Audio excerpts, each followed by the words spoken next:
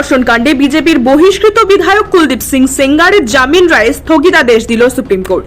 দিল্লি হাইকোর্টের নির্দেশকে চ্যালেঞ্জ করে শীর্ষ আদালতে গিয়েছিল কেন্দ্রীয় তদন্তকারী সংস্থা সিবিআই। সেই মামলার শুনানি ছিল সোমবার। শুনানিতে শীর্ষ আদালত জানায় কুলদীপ সেঙ্গার আরও একটি পৃথক মামলায় দোষী সাব্যস্ত হয়ে সাজা ভোগ করছেন।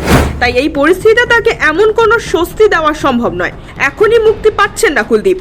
তার জামিনের নির্দেশও আপাতত স্থগিত। পাশাপাশি বিজেপির বহিষ্কৃত বিধায়ককে নোটিশ পাঠানো হয়েছে, যাতে তিনি সিবিআই এর এই আপত্তির বিষয়ে নিজের বক্তব্য জানাতে পারেন। সোমবারের শুনানি চলাকালীন ধর্ষণ কাণ্ডে দোষী বিজেপির বহিষ্কৃত বিধায়ক কুলদীপ সিং সেঙ্গারের জামিনের পক্ষে সওয়াল করে বিতর্কে জড়ান সুপ্রিম কোর্টের প্রাক্তন বিচারপতি মার্কন্ডেয় কাটজু। প্রাক্তন বিচারপতি যুক্তি, কুলদীপ সেঙ্গার ইতিমধ্যেই 8 বছরের বেশি জেল খেটেছেন।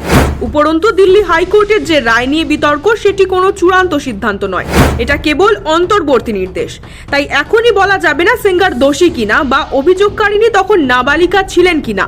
হাইকোর্ট শুধু একটি বিষয় খতিয়ে দেখছে, সেঙ্গার কি পক্সো আইনের মতে সরকারি কর্মচারী কিনা। এরপর কাটজু আরও একটি প্রশ্ন সুপ্রিম কোর্টের সামনে রাখে।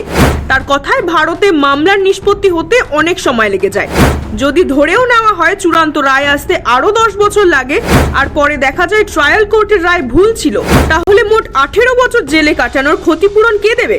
কুলদীপ সেঙ্গারের জামিনের বিরোধিতায় সিবিআই এর আপত্তিও শুনেছে শীর্ষ আদালত। এরপরে জামিনের রায় স্থগিতাদেশ দেওয়া হয়।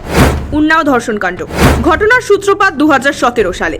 সে সময় উন্নাওয়ের বাঙ্গেরমৌ কেন্দ্রের 4 বারের বিজেপি বিধায়ক কুলদীপ সেঙ্গার ও তার সহযোগী শশীর বিরুদ্ধে ধর্ষণের অভিযোগ আনে এক নাবালিকা।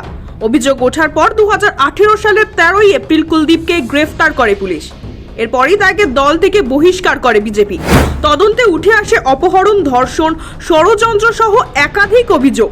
আদালত পক্সো আইন সহ একাধিক ধারায় চার্জ গঠন করে। শেষ পর্যন্ত কুলদীপকে দোষী সাব্যস্ত করে যাবজ্জীবন কারাদণ্ড দেয় দিল্লির আদালত। গত 23 ডিসেম্বর দিল্লি হাইকোর্ট সেই যাবজ্জীবন সাজা মকুব করে দেন এবং 15 লক্ষ টাকার ব্যক্তিগত বন্ডে বিধায়কের জামিন মঞ্জুর করেন। এরপরই দেশজুড়ে প্রতিবাদ শুরু হয়। দিল্লির ইন্ডিয়া গেটের সামনে অবস্থান বিক্ষোভে বসেন নির্যাতিতা, তার মা এবং মানবাধিকার কর্মীরা। নির্যাতিতার অভিযোগ, কুলদীপ ছাড়া পেলে কেউ নিরাপদ নয়। কুলদীপই নির্যাতিতার বাবাকে খুন করিয়েছেন। নির্যাতিতার পরিবারের প্রাণহানির আশঙ্কা রয়েছে, তাই তিনি সুপ্রিম কোর্টে আবেদন জানানোর সিদ্ধান্ত জানান। দেশের বিভিন্ন স্তরে এই জামিন নিয়ে প্রশ্ন উঠতে থাকে। ঠিক সেই সময় সিবিআই সুপ্রিম কোর্টে গিয়ে জামিন বাতিলের দাবি জানায়। সোমবার শুনানির পর প্রধান বিচারপতি জানান, উন্নাওয়ের নির্যাতিতা চাইলে আলাদা করে রিট পিটিশন জমা দিতে পারে।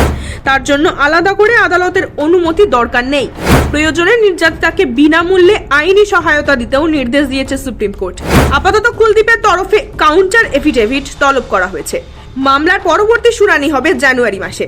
ততদিন পর্যন্ত জেলেই বন্দী থাকবেন কুলদীপ। সোমবার সুপ্রিম কোর্টের নির্দেশে খুশি নির্যাতিতা। মামলার পরবর্তী শুনানির দিকেই নজর। ব্যুরো রিপোর্ট, সময় কলকাতা।